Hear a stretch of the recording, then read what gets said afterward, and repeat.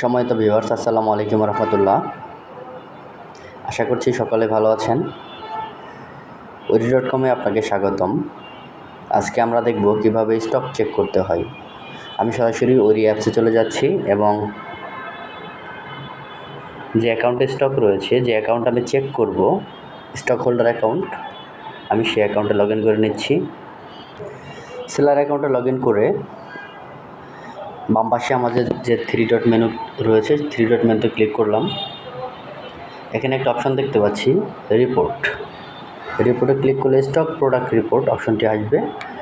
তো এখানে stock product রিপোর্টে ক্লিক করলে আমরা এখানে দেখতে পাচ্ছি যদি আপনার যত ধরনের স্টক রয়েছে সমস্ত স্টক আপনি এখানে দেখতে পারবেন।